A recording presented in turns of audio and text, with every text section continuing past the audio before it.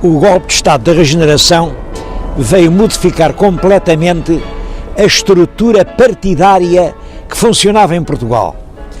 Até aí a luta é entre cartistas e setembristas. Cartistas é a direita, setembristas é a esquerda. A partir daqui vai-se falar em regeneradores históricos. Regeneradores serão a direita, históricos serão a esquerda. É claro, isto no sentido em que a palavra esquerda-direita podiam ter então algum sentido. É claro, há outros partidos, mas são minoritários, não têm realmente grande importância eleitoral. Mais de 90% dos portugueses são ou históricos ou regeneradores. E como é que se escolhe o partido que deve estar no governo? O rei escolhe o chefe de um partido e manda-o formar governo. E logo depois de formar o governo, encarrega esse chefe de partido e esse governo de fazer as eleições. Claro que, como quem faz as eleições é o governo ganhava sempre as eleições. Essa situação deu até origem a uma poesia humorística do grande poeta João de Deus. Há entre el rei e o povo, por certo, um acordo eterno. Forme el rei, governo novo. E logo o povo é do governo, por aquele acordo eterno que há entre el rei e o povo. Graças a esta harmonia, que é realmente um mistério, havendo tantas fações, o governo, o ministério, ganham sempre as eleições. Foi o rotativismo que permitiu que o sistema representativo e democrático funcionasse em Portugal numa época em que a grande maioria da população era analfabeta e não tinha a menor consciência do que fosse a cidadania democrática. O nosso grande historiador Alexandre Herculano chamou por isso às eleições que então se faziam uma vil comédia. Mas não podia deixar de ser assim. Era uma comédia indispensável nas condições sociais em que Portugal se encontrava.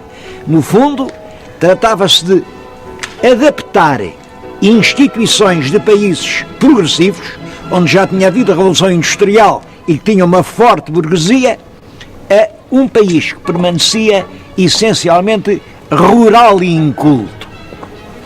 Mas a verdade é que Portugal estava na Europa e não podia deixar de adotar figurinos europeus.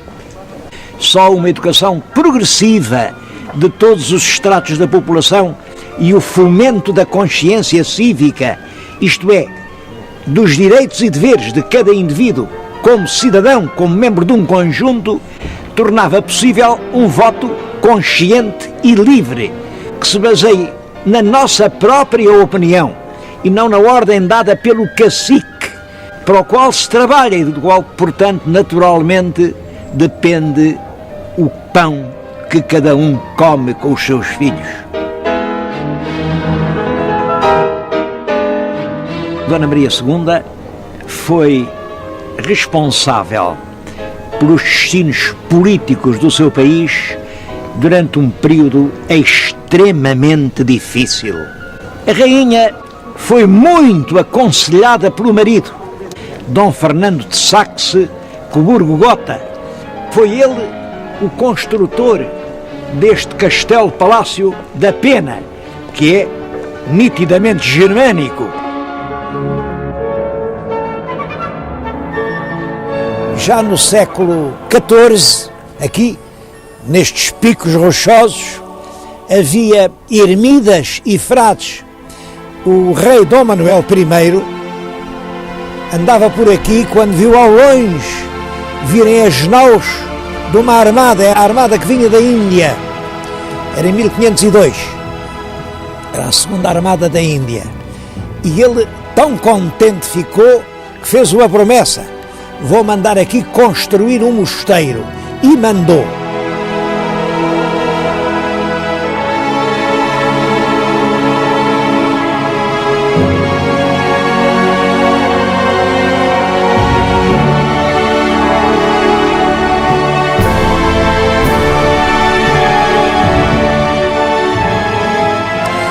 Este é o claustro do pequeno convento mandado fazer pelo rei Dom Manuel.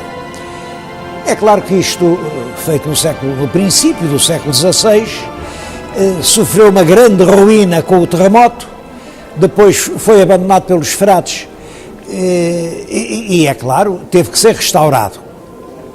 Aliás, gostava que comparassem o estado atual com uma gravura anterior ao restauro. Estão a ver a gravura, aqui onde eu estou a falar, vêem dois fradinhos jerónimos, como vêem a mudança não é grande.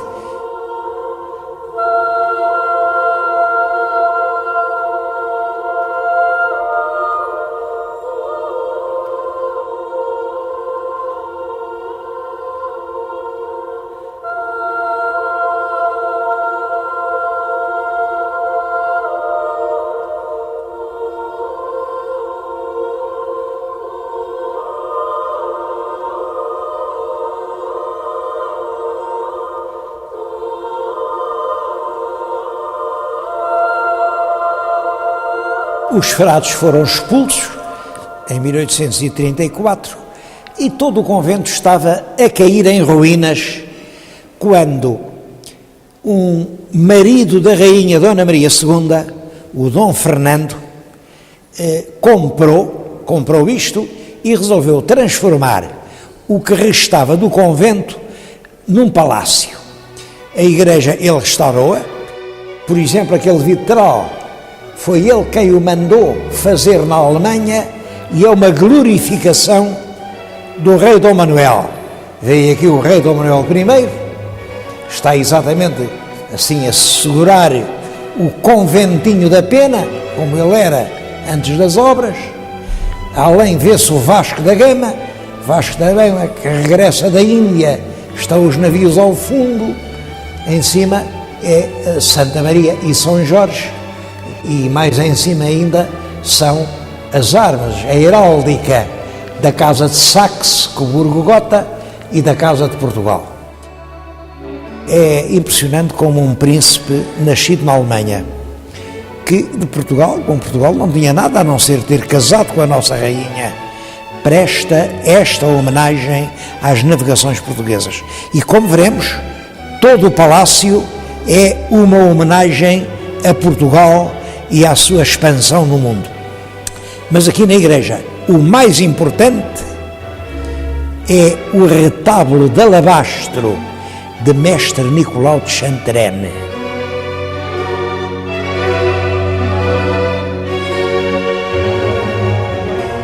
Nicolau de Chantrenne trabalhou toda a vida em Portugal.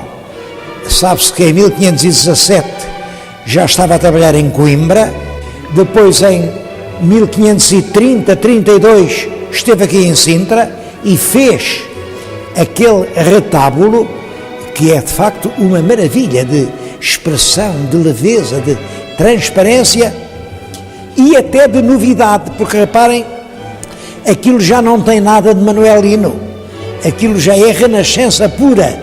Dizia-se naquela altura que é ao romano, era a última palavra em gosto de escultura, ao romano, e é para mim a grande obra-prima de escultura de Nicolau de Chantrenne.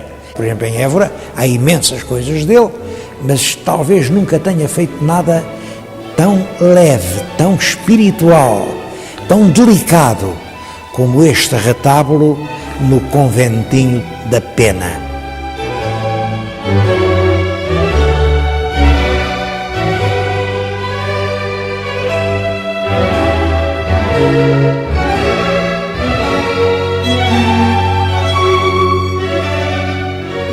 O convento foi transformado numa moradia agradável, mas com muito respeito por tudo o que estava construído. Por exemplo, este teto é ainda do tempo dos frades jerónimos, é do século XVI. E aqui era o refeitório dos frades. Bom, onde era o refeitório, o rei Dom Fernando mandou fazer a sua casa de jantar. O que agora estamos a ver é uma reconstituição, feita agora pela direção do museu, da mesa de jantar íntima. Era aqui que, no tempo do rei Dom Carlos e da rainha Dona Amélia, recebiam só as pessoas mais íntimas. O rei ocupava aquela cabeceira e a rainha aquela. O serviço era a inglesa, eles estavam nos topos. Se fosse à francesa, estariam no centro da mesa. A louça em que está posta a mesa ainda é toda a própria louça de porcelana que servia nos jantares reais. Os próprios talheres, todos eles têm gravado ainda a marca do Palácio da Pena.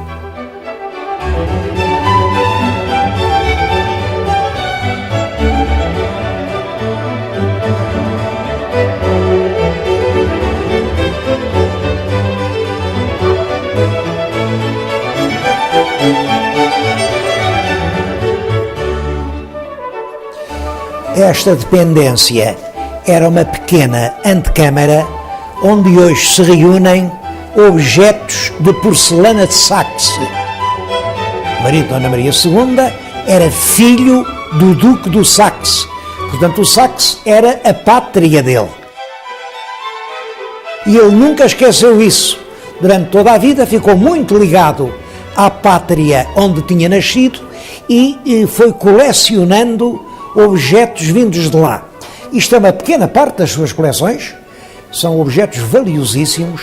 A porcelana estava na moda, era porcelana pintada, com pequenas cenas da vida rural, da vida familiar, cenas da escola, folguetos. Outra parte desta coleção está hoje na ajuda, mas tudo isto é recolhido pelo Dom Fernando.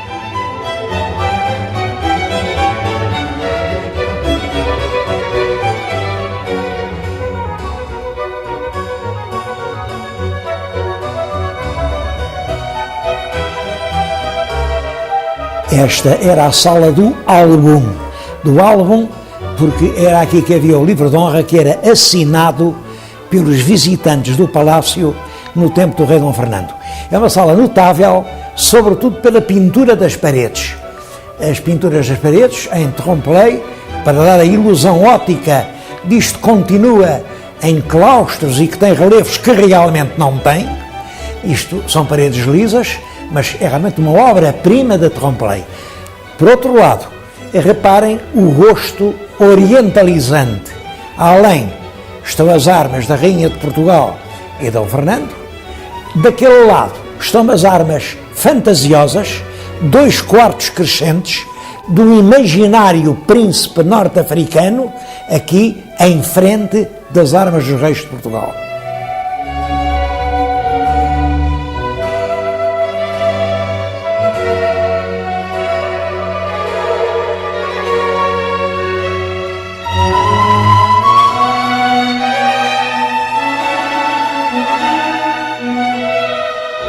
É claro que, como o conventinho rapidamente mostrou que era estreito e pequeno, e também as condições políticas mudaram, e o rei passou a ter mais meios, mais poder, ele, ao lado do velho conventinho, mandou fazer um palácio novo. Para não se confundirem, hoje o conventinho está pintado de cor-de-rosa, o palácio novo está pintado de amarelo, e são 2 partes completamente diferentes. Bom, mas é a altura de eu lhes dizer quem era o tal rei Dom Fernando. Temos aqui um retrato dele, enfim, já de um escultor francês, mas há muitos outros retratos. Ele casou muito novo, casou aos 20 anos e teve um papel extremamente importante na política portuguesa. Há quem diga que ele nunca se meteu na política, que só queria saber disto das artes. Penso exatamente o contrário.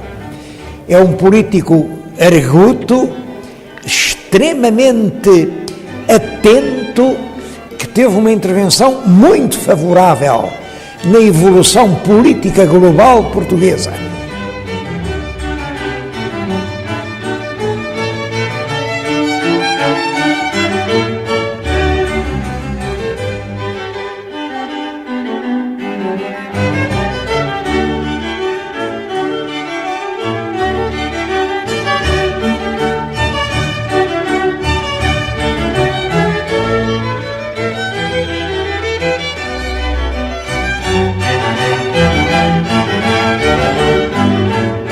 O Palácio Novo já tem características completamente diferentes. Reparem que esta sala tem outras dimensões. Era a sala dos embaixadores, a sala dos atos mais solenes. O projeto é de um alemão, do barão d'Eschwege, mas a decoração é inteiramente do rei Dom Fernando. O seu exotismo, as louças chinesas, os móveis da Índia e uma nota muito curiosa. As janelas são inteiramente preenchidas por vidros de vitrais alemães. Ele colecionava vitrais e aproveitou fazer a sala para expor os seus vidros prediletos aqui nas janelas do palácio.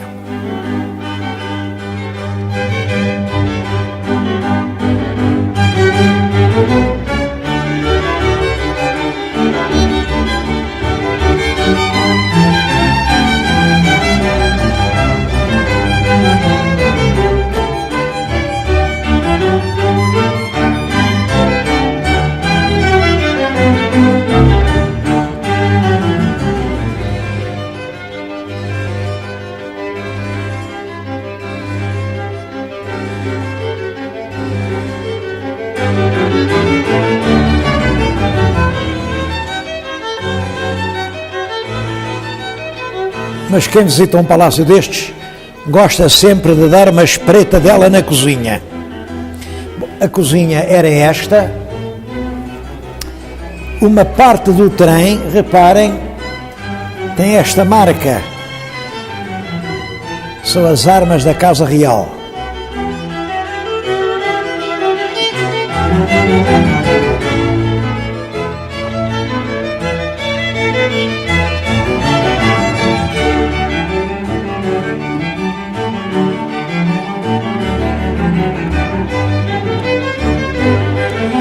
Bom, é claro que a cozinha é uma curiosidade pitoresca, mas realmente importante é o parque que envolve o Palácio da Pena. As pessoas não sabem, olham para isto e dizem, bom, isto é uma floresta, têm até a impressão de que é uma floresta muito antiga. Não é, não é. Antes do rei Dom Fernando ter decidido construir aquele palácio, isto eram montões de penedos desérticos, não havia aqui uma sombra, era realmente uma coisa hostil, agreste. Vieram arquitetos, estudaram-se os solos e o rei, à volta do seu palácio, em 200 hectares, meteu árvores uma a uma, encaminhou as águas, inventou os lagos. Este lago é artificial, não havia aqui lago nenhum. Dentro do lago inventou uma ilha, é aquela. De cima da ilha inventou uma torre. À volta do lago inventou uma floresta.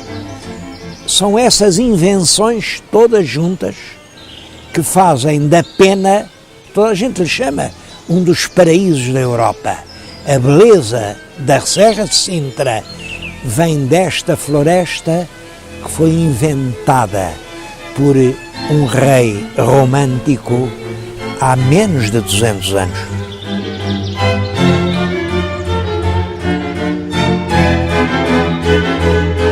A rainha Dona Maria morreu muito nova. Ela morreu em 1853 com 34 anos, no parto do 11º filho. O filho mais velho, Dom Pedro V, tinha apenas 16 anos. Ora bem, a Carta Constitucional dizia que ninguém pode reinar antes de ter 18 anos. Portanto, foi preciso designar um regente. E o regente, é claro, foi o pai do rei, o tal Dom Fernando de Saxe-Coburgo-Gotha. Dom Pedro V só veio a ser aclamado quando fez 18 anos, em 1855. Entretanto, andou a viajar pela Europa e a aprender.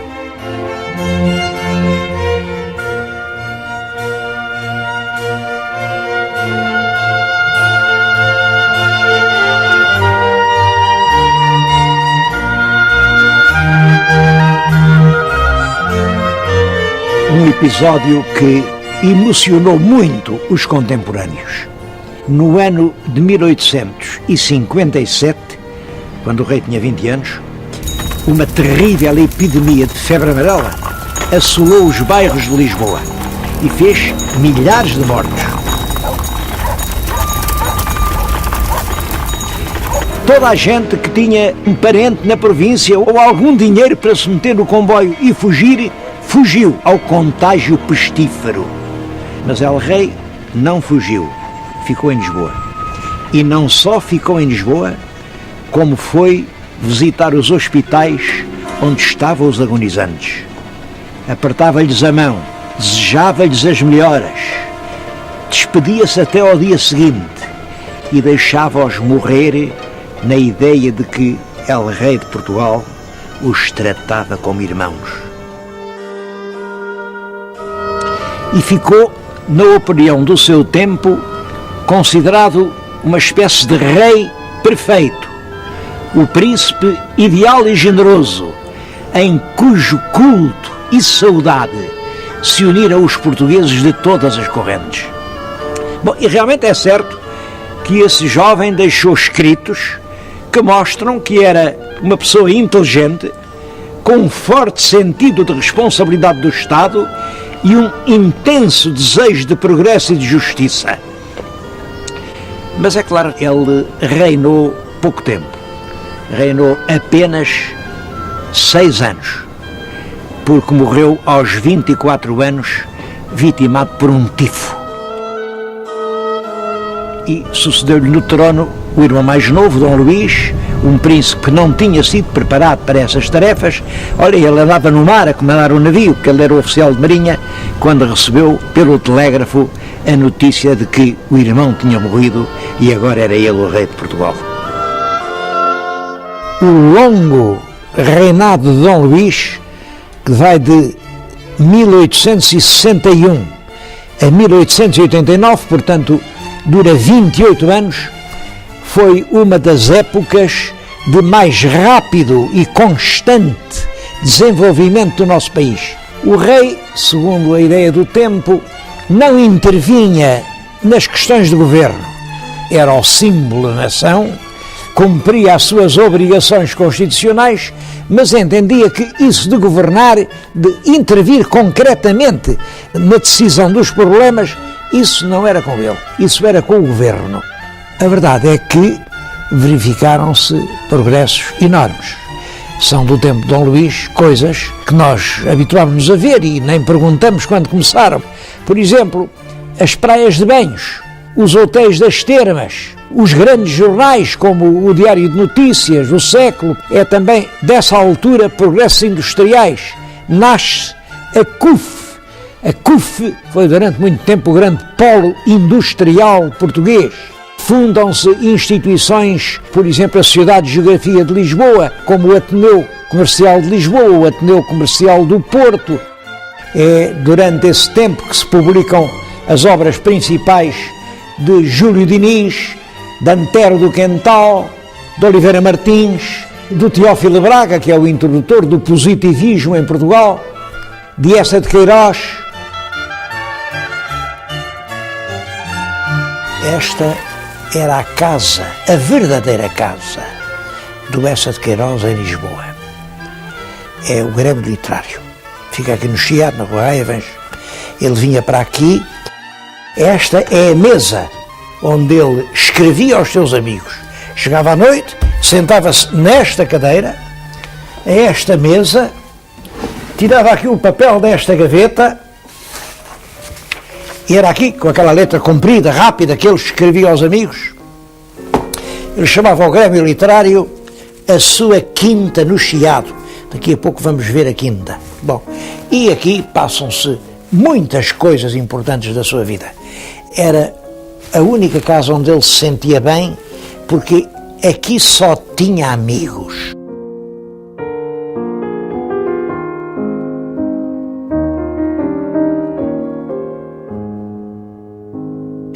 Se ele jantou aqui, não sei. Agora que olhou por aquela janela, isso olhou com certeza, várias vezes. E lá embaixo, aquele jardim que veem, era a quinta com portas para o Chiado. Ele adorava a sua quinta com portas para o Chiado. É lá que eu vou evocar a vida de Eça de Queiroz.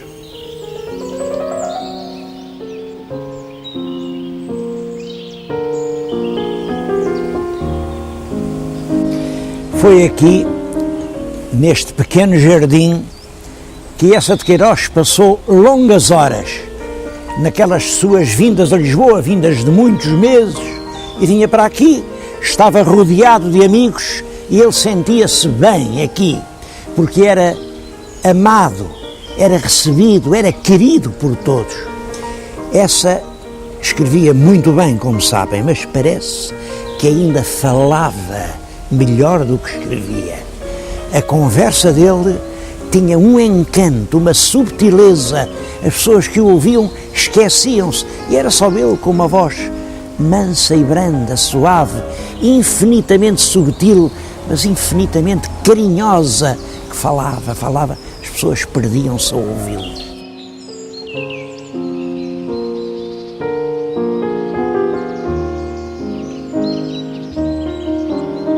Talvez aqui não tivesse escrito, porque ele, para escrever, gostava mais, tinha assim uma secretária muito alta, era uma secretária muito alta, desta altura, punha-se em pé, escrevia em pé e com uma caneta nos linguados de papel branco, muito macio, muito calandrado, um papel que parecia cetim. A pena deslizava rapidamente. Bom, e depois ele aperfeiçoava muito, muito essa prosa que escrevia. Prosa que, como todos sabem, foi a mais bela prosa que se escreveu em Portugal durante todo o século XIX. A prosa dessa, o que tem de superior é que é a prosa de um homem extremamente inteligente. Em essa, o lado cerebral, uma visão superior que o coloca muito acima das nossas pequenas divisõezinhas. Essa nunca foi político. Eu sei que os nossos críticos têm se esforçado muito para dizer, não, ele era daqui, não senhor, era daqui. Oh senhores, aceitem a lição de inteligência do Eça. O Eça não era de cá nem de lá, era um homem de cima. Ele compreendia e escrevia, e em tudo o que ele escreve há um dom de generosidade. É um homem que ama sem o confessar e corrige sem ofender. É um espantoso prosador. É claro que na primeira fase do Eça, o Eça tem duas fases nitidamente, e é um facto que marca uma da outra. É o Eça solteiro, o Eça que não teve mãe, não teve lar, não teve família, e portanto é um homem que não teve aquela moldura humana, aquele casulo de ternura, sem a qual todos nos sentimos enregulados. Ele não teve isso, coitado, não teve. Isso sente-se na vida dele. Sente-se, isso é um traumatismo terrível. Os primeiros escritos dele, eu creio que o Padre Amaro essencialmente reflete de uma maneira transposta e complexa, mas o drama do nascimento dele. É um rapaz que nasceu, imaginem, de mãe incógnita. Mãe incógnita, mas é um absurdo, pois é. É esse absurdo que vai realmente humilhar e ofender e magoar profundamente o Eça até ao casamento.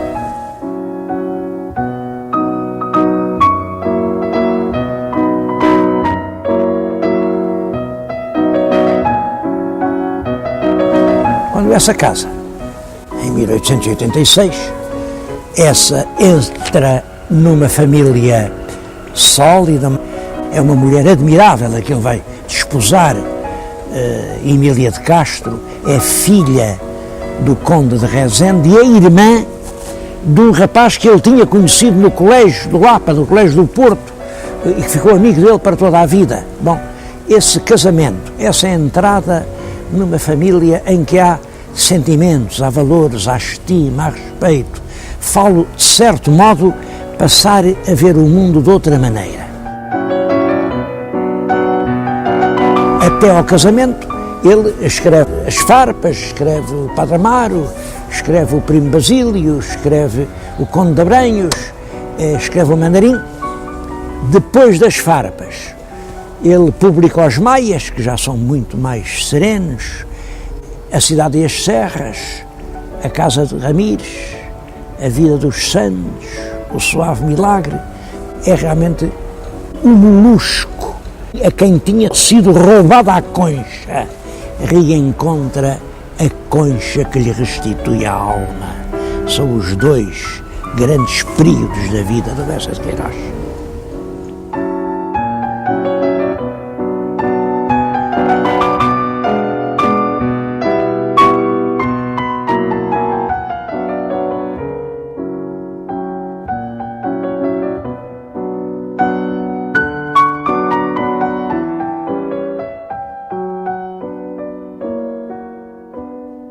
É durante esse tempo que se publicam os grandes códigos que ainda hoje estão em vigor.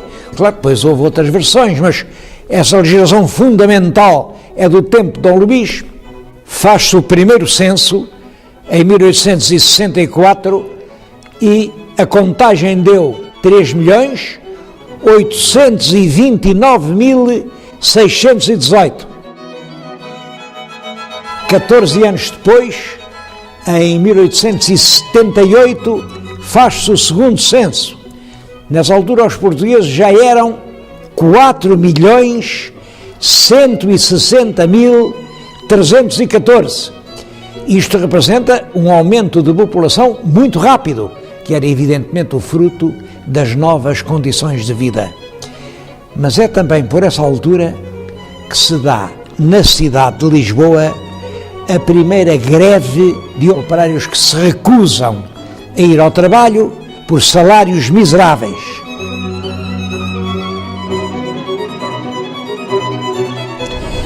Este último episódio revela que se estava a formar, especialmente nas cidades, uma nova classe social. Uma classe formada por operários, por empregados das Carris, por tipógrafos, por jornalistas, funcionários do Arsenal, professores, os empregados naquelas fábricas cujas chaminés marcavam agora o bairro de Alcântara. Até nos campos a vida estava a mudar. Os proprietários dos campos podiam agora carregar nas estações das suas aldeias e trazer tudo até Lisboa. Os donos das terras assim enriquecem e agora têm dinheiro para mandar os seus filhos frequentar as universidades. Eu penso que essa é a grande revolução portuguesa do século XIX, a revolução do comboio.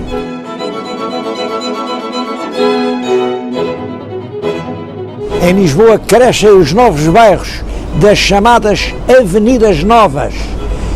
Cresce também muito o movimento do Porto, com a saída de navios com imigrantes para o Brasil, para a África, imigrantes que depois mandam o seu dinheiro e isso faz surgir um ativo comércio bancário, um comércio especulador, mas que é o que marca principalmente o movimento comercial lisboeta entre 1870 e 1890.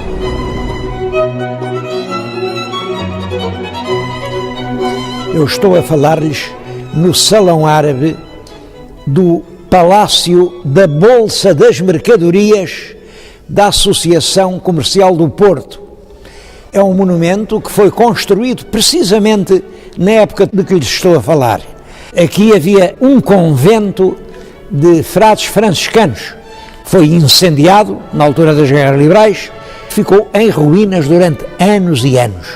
Então os comerciantes do Porto pediram que se lançasse um imposto sobre todas as mercadorias que entrassem na Barra do Porto e esse rendimento seria aplicado inteiramente a fazer um edifício para Bolsa das Mercadorias dos comerciantes portuenses. E assim se construiu este monumento.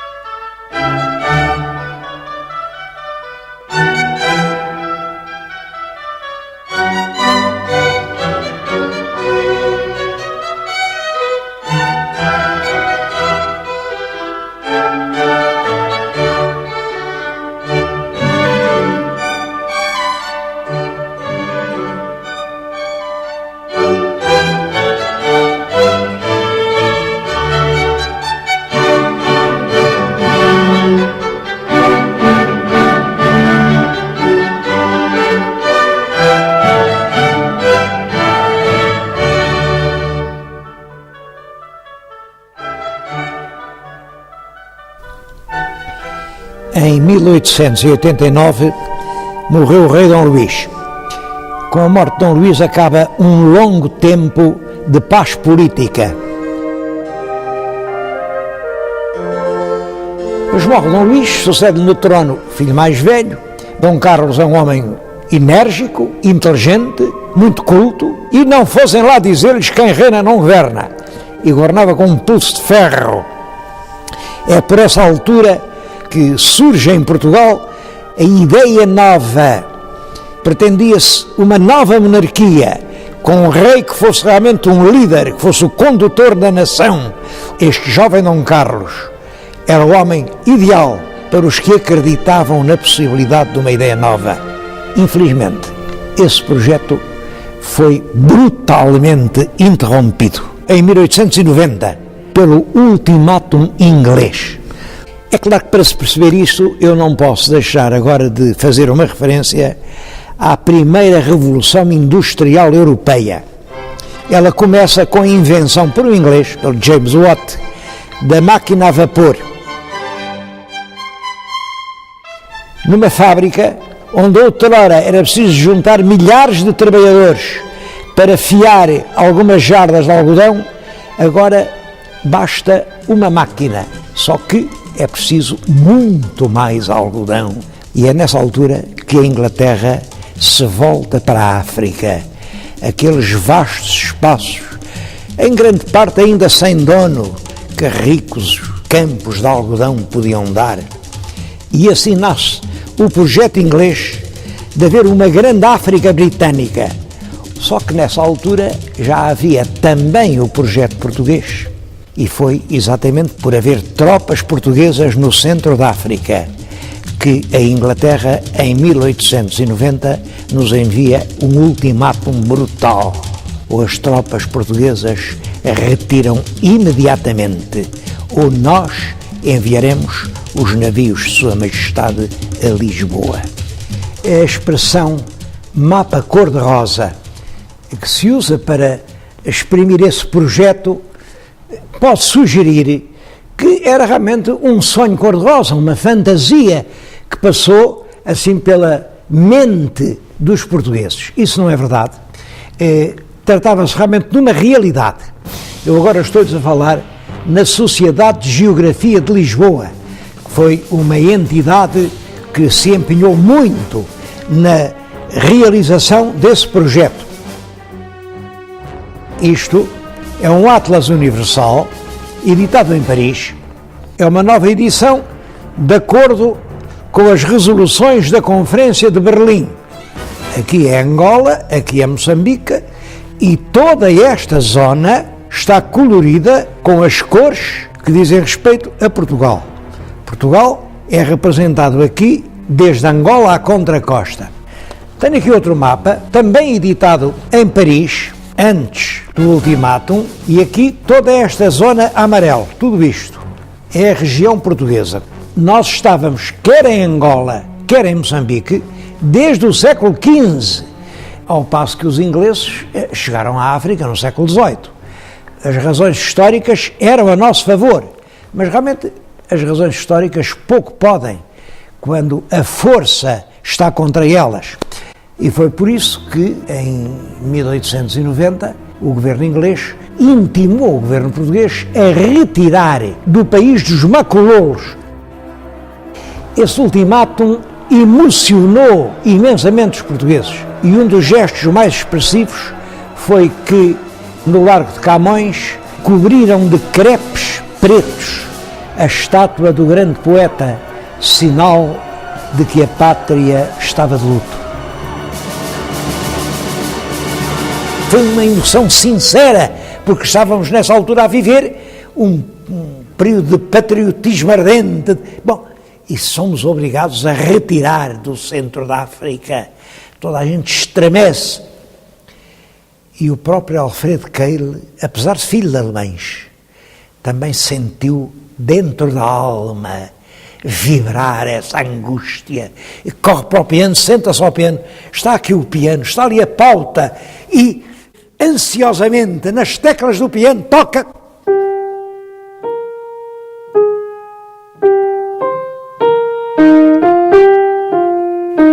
chegou ao fim, leu, ficou entusiasmado. Era um hino empolgante, otimista, carregado de nacionalismo. Levou aquilo a um amigo, o Henrique Lopes de Mendonça, para escrever a letra, porque, claro, fazia a música, mas os dois, sílaba a sílaba, combinaram uma letra. A letra traduz muito fielmente o espírito da música. Heróis do mar, nobre povo, nação valente e imortal. Bom, e vai por aí fora. Aquilo é cantado na sociedade recreativa, toda a assistência se sente entusiasmada e levanta-se em pé a bater palmas, e a partir daí, como aquilo era um hino, chamou-lhe a portuguesa. Não sei qual foi porque ele dizia que aquilo misturava acordes da Maria da Fonte com acordes da Marselhesa, que é o hino nacional francês, revolucionário, e com acordes do fado português. Ele sabia muito mais de música do que eu e, portanto, isto deve ser verdade. Eu nunca lá encontrei os acordes do fado, mas ele achava que sim. E toda a gente achou que sim. A verdade é que essa marcha guerreira, otimista, entusiasmada, levanta em pé plateias inteiras, entusiasma ao povo português. E os republicanos, que nessa altura ainda não eram muitos, mas que aproveitaram a questão do ultimátum para dizer: os ingleses só puderam fazer o ultimátum porque o governo da monarquia não sabia defender as colónias portuguesas, e com isso levaram essa ideia para a frente. É claro, era uma grande manobra política, isso não tem verdade absolutamente nenhuma. Pelo contrário, no tempo do rei Dom Carlos, os portugueses tentaram assegurar bem as suas posições africanas. Mas política é política e tudo vale. Era preciso deitar abaixo a monarquia. Há um verso dessa altura que diz que o governo da monarquia que está a fazer afundar a pique Angola e Moçambique. Imaginem o rei da rima. Moçambique com ir a pique. Estava-se tudo a afundar, era preciso a república para salvar o ultramar português. E, portanto, sempre que há uma grande festa republicana, toda a gente canta a plenos pulmões, com um entusiasmo imenso, com os olhos brilhantes de esperança, aquele hino do nosso Alfredo Queiro.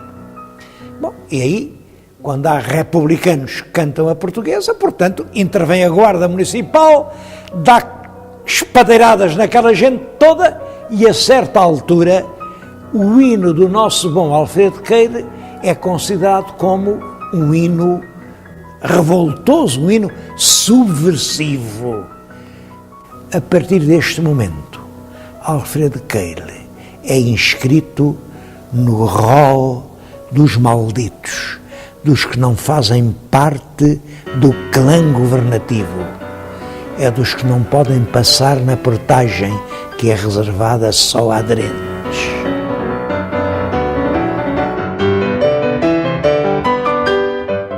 Como sabem, o rei Dom Carlos ainda era aparentado com a família real inglesa, e isso serviu para os republicanos entenderem que a monarquia não estava a defender corajosamente os interesses de Portugal.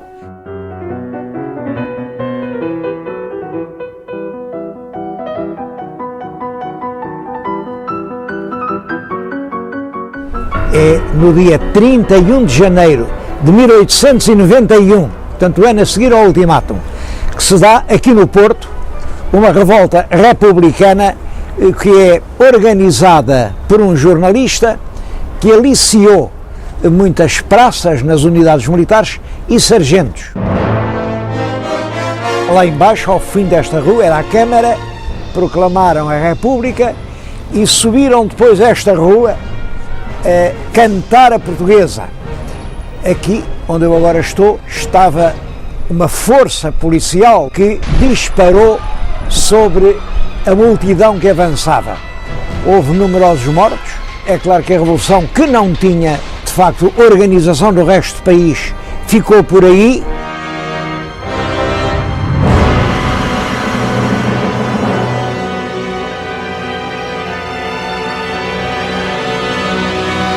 O reinado de Dom Carlos, que se tinha iniciado sobre as promissoras perspectivas da Ideia Nova, um projeto de um país progressivo, ordeiro, a andar em frente. O reinado estava também desde o início minado pela perigosa ideia de que o trono era traidor à pátria e, portanto, para salvar a pátria era preciso derrubar o trono. Apesar disso, a época de Dom Carlos é um tempo de progresso e de aproximação relativamente rápida à Europa. É também um período de importante expansão de Portugal em África. Em África, em 1895, um capitão de cavalaria, Mouzinho de Albuquerque, aprisionou um poderoso régulo local, o Gungunhana, e ele acabou prisioneiro numa fortaleza dos Açores.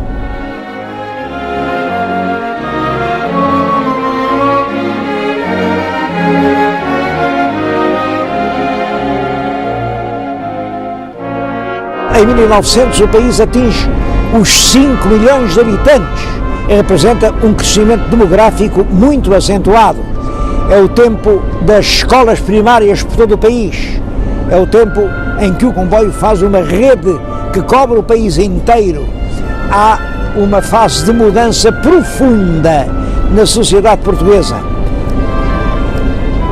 A política dos melhoramentos materiais alterou completamente a face do país. Lisboa atinge nessa altura pela primeira vez os 100 mil habitantes e em 1894 foi inaugurada em Portugal a primeira fábrica de cimento. É exatamente junto dessa fábrica que eu agora lhe estou a falar. O cimento permite uma nova técnica de construção. No ano seguinte, em 95, os engenheiros em Portugal começam a introduzir o ferro na massa do cimento. Cria-se assim o cimento armado.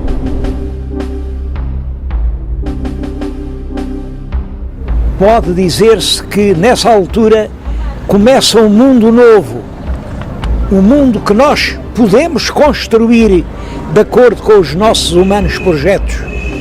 Os partidos da monarquia estavam esgotados e começaram as dissidências. De 2 partidos passou a haver 4 e um 5º partido que vai sempre ganhando terreno à custa das divisões dos outros, o Partido Republicano.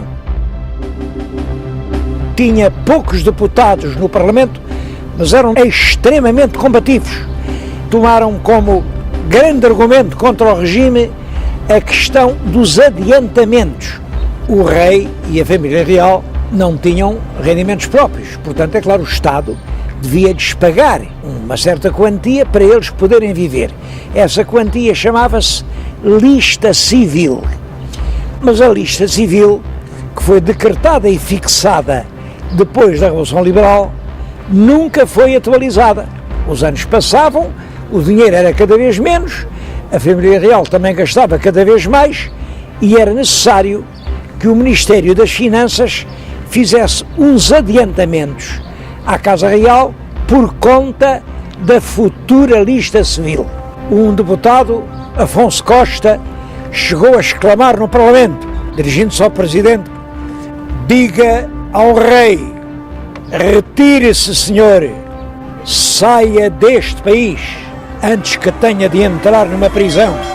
É claro que isto causou muitos protestos, o Presidente tocava campainhadas e Afonso Costa continuava. Por muito menos crimes do que aqueles que cometeu o Sr. Dom Carlos, o rei Luís XVI em França viu rolar a sua cabeça no cadafalso. O Presidente chamou a guarda, expulsou o deputado, mas ainda foi pior. Por todo o país assinaram-se abaixo-assinados de solidariedade com o deputado Afonso Costa e foram entregues ao governo listas com 44 mil assinaturas. O rei entrou pelo caminho de dissolver o Parlamento, marcando novas eleições para o mês de abril de 1908. Devo dizer que isto estava de acordo com a Constituição, mas era ao máximo que a Constituição previa e, de facto, permitia ao Governo governar sem o controle do Parlamento durante quase um ano. É esse período que se dá o nome de ditadura de João Franco. Devo dizer que essa dissolução do Parlamento causou um enorme alarme político. O Júlio de Vilhena, que era chefe do Partido Regenerador, escreveu no Popular a famosa frase: isto termina fatalmente por um crime ou por uma revolução. O Partido Republicano, aliado a um dos partidos monárquicos, que era o partido dissidente do Partido Progressista, esfiado pelo José de Alpuim, resolveu então fazer uma revolução em Lisboa para proclamar a República. Mal houvesse sinais de revolta em Lisboa, entravam na Câmara e aqui proclamavam que estava instalada a República em Portugal. O plano era curioso. Aquela porta que ali se vê dava para um elevador, o elevador que levava lá acima a São Francisco. Tinha um cubículo e, à noite, os conspiradores republicanos foram para ali à espera de ouvirem os primeiros sinais da tal sublevação militar. Simplesmente, a revolta militar nos quartéis falhou completamente. Ninguém deu um tiro. Os conspiradores que estavam ali no quartinho do elevador viram passar as horas, não havia sinal nenhum, até que a certa altura a polícia viu aqueles senhores todos bem vestidos, eles não havia maneira de tomar o elevador, o que é que estavam lá a fazer, e prendeu-os. É claro que foi uma revolução falhada. O rei não estava nessa altura em Lisboa, estava em Vila Viçosa. O rei Dom Carlos gostava muito de ir para Vila Viçosa fazer as suas caçadas. O primeiro-ministro, que era o João Franco, deu-lhe notícias da Revolução Gourada e submeteu à assinatura do rei um decreto-lei que dizia nem mais nem menos que isto: podiam ser deportados para as colónias todas as pessoas que fossem incriminadas por crimes políticos. Portanto, bastava ser acusado do crime, não era preciso ser julgado. Os republicanos contavam sempre com o julgamento, era um pretexto de propaganda. É claro que uma lei destas provocou nos meios republicanos uma indignação enorme. O rei assinou o decreto de boa fé, no dia seguinte regressou calmamente a Lisboa,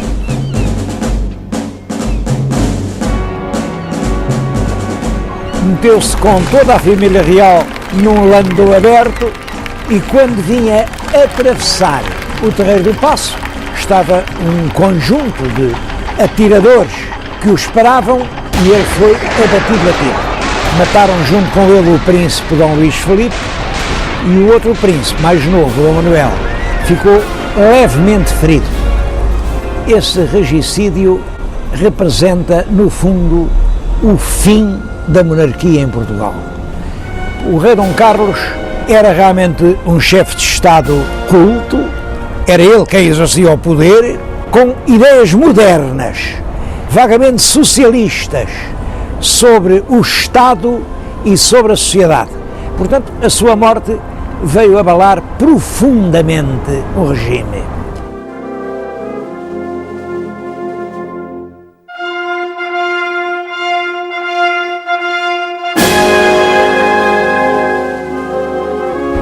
Quem lhe sucedeu foi o filho sobrevivente, o Dom Manuel, tinha apenas 18 anos, ele não tinha sido preparado para o governo e os políticos que o rodeavam, todos eles lhe disseram: está toda a gente excitada, vamos acalmar.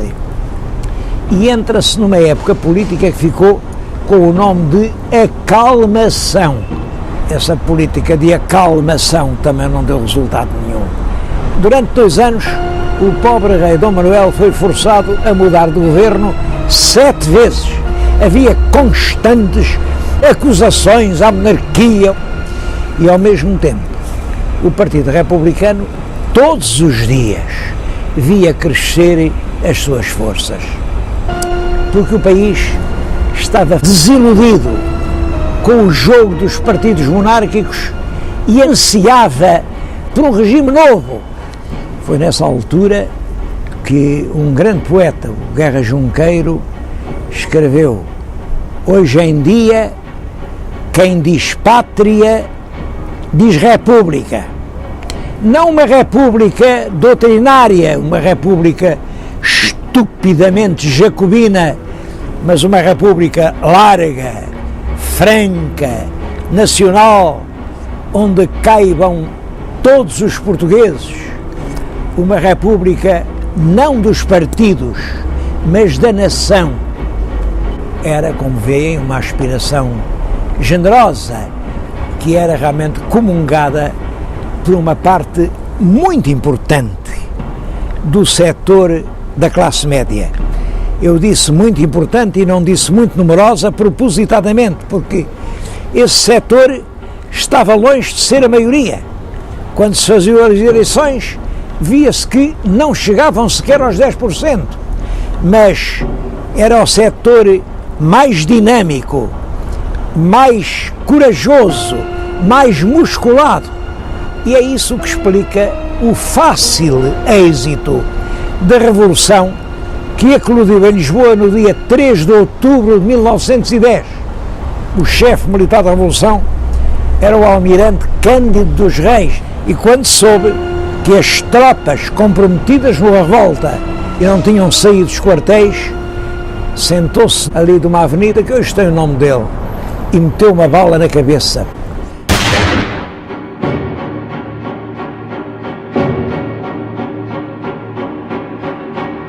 Os civis da Carbonária, esses é que vieram para a rua quando viram tudo perdido. Juntaram-se na rotunda, dispostos a morrer, mas a não se deixar vencer. Estava lá o Machado Santos, que era da Marinha, tinha com ele 9 sargentos e 200 civis.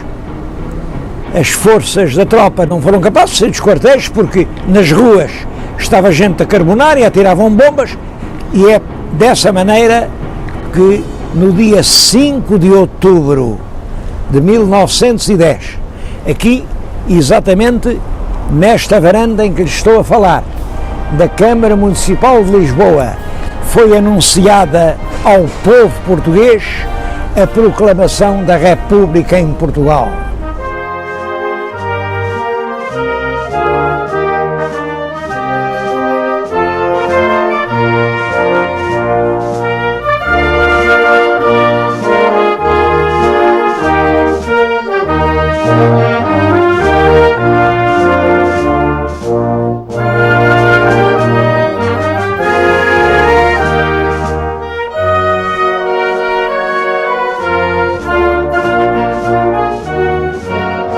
Longe daqui, na Ericeira, o rei e a família real embarcavam em barcos de pescadores, iam para o iate de Dona Amélia, e ainda julgaram que podiam ir para o Porto, mas no caminho o telégrafo tirou-lhes todas as ilusões. Também no Porto tinha sido proclamada a República, e foram daí para o seu exílio de Inglaterra, de onde nunca mais voltaram.